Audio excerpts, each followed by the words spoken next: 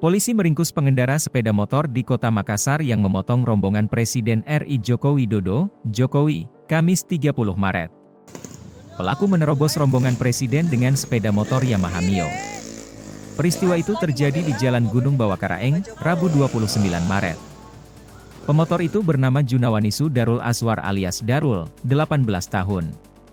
Ia diamankan oleh tim Resmo Polda Sulsel dan Jatanras di Jalan Batuwaraya Makassar. Kanit Resmo Polda Sulsel, Kompol Dharma Negara mengatakan pemotor yang potong rombongan dari Pak Jokowi sudah kami amankan.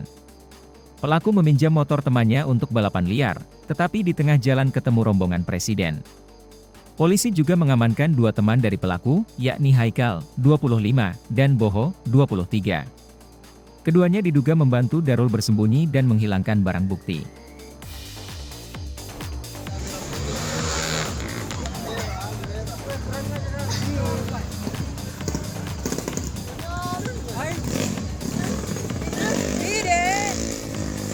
Lagi mobil Pak Jokowi.